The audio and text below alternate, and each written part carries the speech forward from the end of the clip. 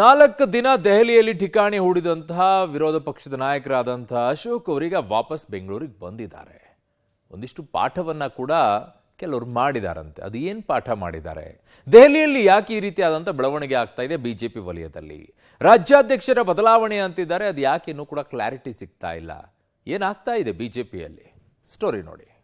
BJP ವರಿಷ್ಠರ ಗೌಪ್ಯ ನಡೆ, ರಾಜ್ಯ ನಾಯಕರು ಕನ್ಫ್ಯೂಸ್, ಯಾವ ಸ್ಥಾನಕ್ಕೆ ಸರ್ಜರಿ, ಯಾರಿಗೂ ಇಲ್ಲ ಸ್ಪಷ್ಟತೆ, ವಿಪಕ್ಷ ನಾಯಕ ಸ್ಥಾನಕ್ಕೂ ಬದಲಾವಣೆ ಆಗುತ್ತಾ? ಬಿಜೆಪಿ ರಾಜ್ಯಾಧ್ಯಕ್ಷ ಹುದ್ದೆಗೆ ಆಯ್ಕೆಯ ಪ್ರಕ್ರಿಯೆ ನಡೆಸಲು ಈಗಾಗಲೇ ವಿಳಂಬವಾಗಿದೆ. ಇದೇ ತಿಂಗಳೊಳಗಾಗಿ ಅಧ್ಯಕ್ಷರ ಆಯ್ಕೆ ಮಾಡ್ತಾರೆ ಅನ್ನೋ ಸುದ್ದಿಗಳು ಹರಿದಾಡ್ತಾ ಇದ್ರೂ ಯಾವುದೇ ಸ್ಪಷ್ಟತೆ ಗೋಚರಿಸ್ತಿಲ್ಲ. ಹೈಕಮಾಂಡ್ ನಾಯಕರ ನಡೆಯೂ ಕೂಡ ಬಹಳ ಕುತೂಹಲ ಮೂಡಿಸಿದೆ. ಪ್ರಮುಖ ನಾಯಕರನ್ನ ದೆಹಲಿಗೆ ಕರೆಸಿ ವರಿಷ್ಠರು ಅಭಿಪ್ರಾಯವನ್ನ ಸಂಗ್ರಹ ಮಾಡ್ತಿದ್ದಾರೆ. ಅಷ್ಟಕ್ಕೂ ರಾಜ್ಯಾಧ್ಯಕ್ಷ ಹುದ್ದೆಗೆ ಆಯ್ಕೆ ಚರ್ಚೆಯ ಮಧ್ಯೆಯೇ ವಿಪಕ್ಷ ನಾಯಕ ಸ್ಥಾನಕ್ಕೂ ಬದಲಾವಣೆ ಮಾಡ್ತಾರೆ ಅನ್ನೋ ಸುದ್ದಿಗೆ ರೆಕ್ಕೆ ಪುಕ್ಕ ಕಟ್ಕೊಂಡು ಓಡಾಡ್ತಿದೆ. ಇದಕ್ಕೆ ಪುಷ್ಟಿ ಕೊಡುವಂತೆ 3 ದಿನಗಳ ಹಿಂದೆಯೇ ದೆಹಲಿಗೆ ಹೋಗಿದ್ದ ಆರ್ ಅಶೋಕ್ ನಡೆ ಅಚ್ಚರಿಗೆ ಕಾರಣವಾಗಿದೆ. ದೆಹಲಿಯಲ್ಲಿ ವರಿಷ್ಠರು ಕೇಂದ್ರ ಸಚಿವರನ್ನ ಭೇಟಿ ಮಾಡಿರುವ ಆರ್ ಅಶೋಕ್ ಮಾತುಕತೆ ನಡೆಸಿ ಇವತ್ತು ವಾಪಸ್ ಆಗಿದ್ದಾರೆ. ಈ ಬಗ್ಗೆ ದೆಹಲಿಯಲ್ಲಿ ಆರ್ ಅಶೋಕ್ ಮಾತನಾಡಿದ್ದು, ಇನ್ನು ಕೇಂದ್ರ ಸಚಿವ ಜೋಶಿ ದೆಹಲಿಗೆ ಬಂದವರೆಲ್ಲ ರಾಜ್ಯಾಧ್ಯಕ್ಷರ ಬದಲಾವಣೆ, ವಿಪಕ್ಷ ನಾಯಕರ ಬದಲಾವಣೆ ಮಾಡುವುದಕ್ಕೆ ಬಂದಿದ್ದಾರೆ ಅಂತಲ್ಲ, ಬದಲಾವಣೆಯ ಬಗ್ಗೆ ಮೋದಿ ಹಾಗೂ ಜೆಪಿ ನಡ್ಡಾ ನೇತೃತ್ವದ ನಾಯಕರು ಸೂಕ್ತ ಸಮಯದಲ್ಲಿ ಸೂಕ್ತ ನಿರ್ಧಾರ ಕೈಗೊಳ್ತಾರೆ ಅಂತ ಹೇಳಿದ್ದಾರೆ. ರಾಜ್ಯಾಧ್ಯಕ್ಷರ ಹುದ್ದೆಗೆ ಸಂಬಂಧಪಟ್ಟಂತೆ ಬಿಜೆಪಿನಲ್ಲಿ ಮರು ಆಯ್ಕೆ, ಬದಲಾವಣೆ, ಹೊಸತನ, ಈ 3 ಅಂಶಗಳ ಈಗ ಸದ್ಯಕ್ಕೆ ಚರ್ಚೆ ಆಗ್ತಾ ಇದ್ರ ಬಗ್ಗೆ ಯಾವುದು ಚರ್ಚೆ ಆಗ್ತಾ ಇಲ್ಲ. ನಾನಂತೂ ಆ ರೇಸಲ್ಲಿ ಇಲ್ಲ, ಅದ್ಯಾವುದು ಚರ್ಚೆ ಆಗ್ತಾ ಇಲ್ಲ. ನಾನಂತೂ ಆ ರೇಸಲ್ಲಿ ಇಲ್ಲ. ಈ ತರದ ಚರ್ಚೆ ಯಾವುದೂ ಇಲ್ಲ. ಯಾವ ಮಾತುಕತೆ ಊಹಾಪೋಹ ಎಲ್ಲ ಇದೆ. ಊಹಾಪೋಹಗಳವು ಭಾರತೀಯ ಜನತಾ ಪಾರ್ಟಿ ರಾಷ್ಟ್ರೀಯ ನಾಯಕತ್ವ ಶ್ರೀಮಾನ್ ನರೇಂದ್ರ ಮೋದಿ ಅವರು ಮತ್ತು ನಡ್ಡಾ ಅವರ ನೇತೃತ್ವದಲ್ಲಿ ಬಹಳ ಗಟ್ಟಿಮುಟ್ಟಾಗಿದೆ. ಸೂಕ್ತ ಸಮಯದಲ್ಲಿ ಸೂಕ್ತ ತೀರ್ಮಾನ ತೆಗೆದುಕೊಳ್ತಾರೆ. ಅಶೋಕ್ ಅವರು ದಿಲ್ಲಿಯಲ್ಲಿ ಬಂದಾಗ ಭೇಟಿಯಾಗಿದ್ದರು. ಅವ್ರದ್ದು ಯಾವುದೋ ಒಂದು ಎಜುಕೇಷನ್ ಇನ್ಸ್ಟಿಟ್ಯೂಷನ್ ಲೈಸೆನ್ಸ್ಗಾಗಿ ಬಂದೇನೆ ಅಂತ ಹೇಳಿ ಧರ್ಮೇಂದ್ರ ಪ್ರಧಾನ್ ಅವರಿಗೆ ಫೋನ್ ಮಾಡು ಅಂತ ಹೇಳಿದ್ರು. ನಾನು ಫೋನ್ ಮಾಡಿ ನಾನೇ ಅಪಾಯಿಂಟ್ಮೆಂಟ್ ಅವರಿಗೆ ಕೊಡಿಸಿದ್ದೇನೆ. ನೀವು ಬಂದವ್ರನ್ನೆಲ್ಲ ಚೇಂಜ್ ಮಾಡೋದಕ್ಕೆ ಬಂದಿದ್ದಾರೆ ಅಂದರೆ ನೀವಲ್ಲ, ಮೀಡಿಯಾ ದೃಷ್ಟಿಯಿಂದ ಹೇಳೋದು ನಾನು. ಯಾರೋ ಡೆಲ್ಲಿಗೆ ಬಂದರು, ಅವರು ಚೇಂಜ್ ಮಾಡೋಕ್ಕೆ ಬಂದಿದ್ದಾರೆ ಅಥವಾ ಚೇಂಜ್ ಮಾಡ್ಸೋಕ್ಕೆ ಬಂದಿದ್ದಾರೆ, ಕಂಟಿನ್ಯೂ ಮಾಡ್ಕೊಳ್ಳೋಕ್ಕೆ ಬಂದಿದ್ದಾರೆ ಅಂತ ನೀವು ಅಂದ್ಕೊಂಡ್ರೆ ಅದಕ್ಕೆ ನಾವು ಹೆಂಗೆ ಉತ್ತರ ಹೇಳ್ಬೇಕು ಹೇಳ್ರಿ. ಈಗ it is nothing like that. Party leadership is quite strong and also ಭಾಳ ನಮ್ಮ ನೇತೃತ್ವದ ಬಗ್ಗೆ ನನಗೆ ಭಾಳ ಅಭಿಮಾನ ಇದೆ. ಸನ್ಮಾನ್ಯ ಮೋದಿಯವರಾಯಿತು ಮತ್ತು ಸಂಘಟನಾತ್ಮಕ ನೇತೃತ್ವವನ್ನು ವಹಿಸಿರುವಂಥ ನಡ್ಡಾ ಅವರು, ಉಳಿದೆಲ್ಲ ನಮ್ಮ ನಾಯಕರು ಅಮಿತ್ ಶಾ, ರಾಜನಾಥ್ ಸಿಂಗ್ ಇವರೆಲ್ಲರ ಜೊತೆ ಕನ್ಸಲ್ಟ್ ಮಾಡಿ ಸೂಕ್ತ ಸಮಯದಲ್ಲಿ ಸೂಕ್ತ ನಿರ್ಧಾರವನ್ನು ತೆಗೆದುಕೊಳ್ತಾರೆ.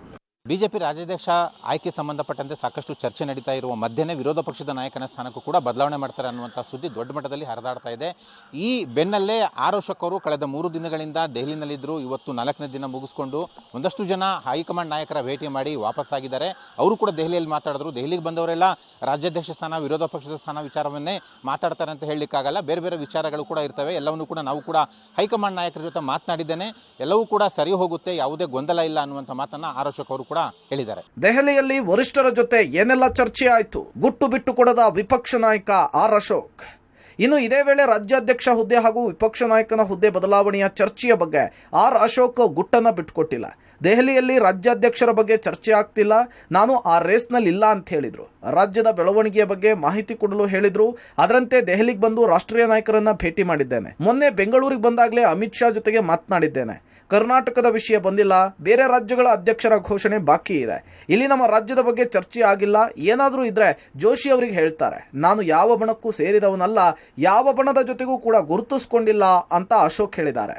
ರಾಜ್ಯ ಬಿಜೆಪಿಯಲ್ಲಿ ಅಧ್ಯಕ್ಷರ ಬದಲಾವಣೆ ವಿಚಾರಕ್ಕೆ ಸಂಬಂಧಪಟ್ಟಂತೆ ಸಾಕಷ್ಟು ಚರ್ಚೆಗಳು ನಡೀತಿರುವಂತಹ ಹೊತ್ತಲ್ಲೇ ವಿರೋಧ ಪಕ್ಷದ ನಾಯಕ ಆರ್ ಅಶೋಕ್ ಕಳೆದ 4 ದಿನಗಳಿಂದಲೂ ಕೂಡ ದೆಹಲಿಯಲ್ಲಿ ಠಿಕಾಣಿ ಹೂಡಿದ್ರು. ದೆಹಲಿಯಲ್ಲಿದ್ದಂಥ ಆರ್ ಅಶೋಕ್ ಬೇರೆ ಬೇರೆ ಪ್ರಮುಖ ನಾಯಕರನ್ನ ಭೇಟಿಯಾಗಿ ಮಾತುಕತೆಯನ್ನು ನಡೆಸಿದ್ದಾರೆ.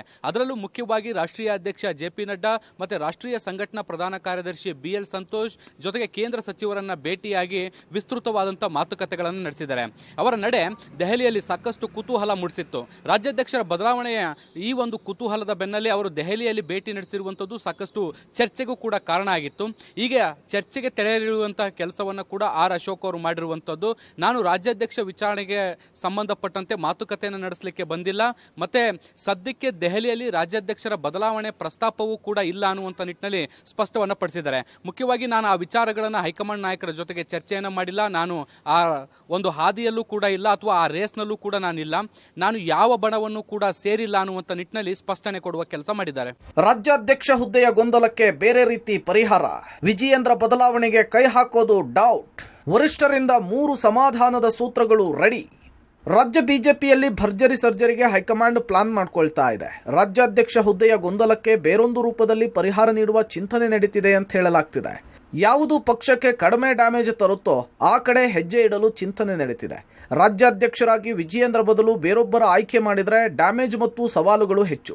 ಹೀಗಾಗಿ ಸದ್ಯದ ಪರಿಸ್ಥಿತಿಯಲ್ಲಿ ವಿಜಯೇಂದ್ರ ಬದಲಾವಣೆಯ ರಿಸ್ಕ್ಗೆ ಹೈಕಮಾಂಡ್ ಕೈ ಹಾಕೋದು ಡೌಟ್ ಅಂತ ಹೇಳಲಾಗ್ತಿದೆ. ಹೀಗಾಗಿ ರಾಜ್ಯಾಧ್ಯಕ್ಷ ಹುದ್ದೆಯಲ್ಲಿ ವಿಜಯೇಂದ್ರ ಮುಂದುವರಿಸಿ ಬೇರೆ ರೀತಿಯಲ್ಲಿ ಪರಿಹಾರವನ್ನು ಮಾಡುವುದಕ್ಕೆ ಪ್ಲಾನ್ ಇದೆ. ಇದಕ್ಕಾಗಿ ವರಿಷ್ಠರಿಂದ 3 ಸಮಾಧಾನದ ಸೂತ್ರಗಳು ಕೂಡ ರೆಡಿಯಾಗಿದೆ. ಹೈಕಮಾಂಡ್ನ 3 ಸೂತ್ರ. ಸೂತ್ರ ನಂಬರ್ 1, ಅಧ್ಯಕ್ಷ ವಿಪಕ್ಷ ಸ್ಥಾನಕ್ಕೆ ಲಿಂಗಾಯತ OBC ಕಾಂಬಿನೇಷನ್, ವಿಜಯೇಂದ್ರ ಸುನಿಲ್ ಕುಮಾರ್ ಜೋಡಿಗೆ ಆದ್ಯತೆ. ಸೂತ್ರ ನಂಬರ್ 2, ರಾಜ್ಯ ಕೋರ್ ಕಮಿಟಿಗೆ ಕೇಂದ್ರ ಸಚಿವ ವಿ ಸೋಮಣ್ಣ ಇನ್. ಸೂತ್ರ ನಂಬರ್ 3, ಭಿನ್ನರ ಪಡೆಯ ಒಬ್ಬರಿಗೆ ಪ್ರಧಾನ ಕಾರ್ಯದರ್ಶಿಯ ಹುದ್ದೆ. ಪಕ್ಷದ ಪದಾಧಿಕಾರಿ ಹುದ್ದೆಗಳಲ್ಲೂ ಕೂಡ 50-50 ಸೂತ್ರದ ಮಂತ್ರ. ಬಿಜೆಪಿ ರಾಜ್ಯಾಧ್ಯಕ್ಷ ಸ್ಥಾನವನ್ನು ಬದಲಾವಣೆ ಮಾಡಬೇಕು ಅನ್ನುವಂಥ ನಿಟ್ಟಿನಲ್ಲಿ ಸಾಕಷ್ಟು ಚರ್ಚೆ ಕೂಡ ಆಗ್ತಾ ಇದೆ. ಆದರೆ ವಿಜೇಂದ್ರ ಅವರನ್ನ ಬದಲಾಯಿಸಿ ಬೇರೊಬ್ಬರನ್ನ ತರುವಂಥ ರಿಸ್ಕ್ಗೆ ಕೈ ಹಾಕುತ್ತಾ ಹೈಕಮಾಂಡ್ ಅನ್ನುವಂಥ ಚರ್ಚೆಗಳು ನಡೀತಾ ಇದ್ದಾವೆ. ಯಾಕೆಂದರೆ ಅದರಿಂದ ಸವಾಲುಗಳು, ಬೇರೆ ಬೇರೆ ಅಡೆತಡೆ, ಆತಂಕಗಳು ಕೂಡ ಜಾಸ್ತಿ ಮಟ್ಟದಲ್ಲಿ ಬರ್ತವೆ. ಹಾಗಾಗಿ ಆ ರಿಸ್ಕ್ನ ಕೈಗೊಳ್ಳೋದ್ರ ಬದಲು ವಿರೋಧ ಪಕ್ಷದ ನಾಯಕ ಸ್ಥಾನವನ್ನು ಬದಲಾವಣೆ ಮಾಡಿದ್ರೆ ಹೇಗೆ ಅನ್ನುವಂಥ ಚಿಂತನೆ ಹೈಕಮಾಂಡ್ ಮಟ್ಟದಲ್ಲಿ ನಡೀತಾ ಇದೆ. ಅಂದರೆ ಈಗ ಆರ್ ಅಶೋಕ್ ಅವ್ರನ್ನ ತೆಗೆದು ಸುನಿಲ್ ಕುಮಾರ್ ಅವ್ರನ್ನ ತರುವಂಥದ್ದು, ಜೊತೆಗೆ ಭಿನ್ನಮತಿ ನಾಯಕರಿಗೆ ಒಂದಷ್ಟು ಸ್ಥಾನಮಾನಗಳನ್ನು ಕೊಡೋದು, ತಟಸ್ಥ ನಾಯಕರಿಗೂ ಕೂಡ ಒಂದಷ್ಟು ಸ್ಥಾನಮಾನ ಕೊಡೋದು, ಈ ಥರದ ಸೂತ್ರಗಳನ್ನ ಹೈಕಮಾಂಡ್ ಹಾಕೊಂಡಿದೆ. ಆದರೆ ಇನ್ನೂ ಕೂಡ ಇದು ಚರ್ಚೆ ಹಂತದಲ್ಲಿದೆ, ಯಾವುದೇ ಇನ್ನೂ ಫೈನಲ್ ನಿರ್ಧಾರ ಆಗಿಲ್ಲ. ಕಚ್ಚಾಟ, ಭಿನ್ನಮತಕ್ಕೆ ತೆರೆ ಎಳೆಯಲು RSS ಸರ್ಕಸ್. ಒಗ್ಗಟ್ಟಿನ ಹೋರಾಟಕ್ಕೆ ಸಂಘದಿಂದ ಖಡಕ್ ಸಂದೇಶ. ಇತ್ತ ರಾಜ್ಯ ಬಿಜೆಪಿಯ ನಾಯಕರನ್ನ ಸರಿದಾರಿಗೆ ತರುವ ಕೆಲಸಕ್ಕೆ ಸಂಘದ ಪ್ರಮುಖರು ಕೈ ಹಾಕಿದ್ದಾರೆ. ಪಕ್ಷದಲ್ಲಿ ಕಚ್ಚಾಟ, ಭಿನ್ನಮತಕ್ಕೆ ತೆರೆ ಎಳೆಯುವುದಕ್ಕೆ ಇವತ್ತು RSS ಮುಖಂಡರು ಬಿಜೆಪಿ ನಾಯಕರ ಜೊತೆಗೆ ಮೀಟಿಂಗ್ ಕೂಡ ಮಾಡಿದ್ದಾರೆ. ಪರಸ್ಪರ ಸಮನ್ವಯತೆ, ಒಗ್ಗಟ್ಟು, ಹೊಂದಾಣಿಕೆ ಮೂಲಕ ಪಕ್ಷ ಸಂಘಟನೆಗೆ ಒತ್ತನ್ನು ಕೊಡಲಿಕ್ಕೆ ಸೂಚಿಸಿದ್ದಾರೆ.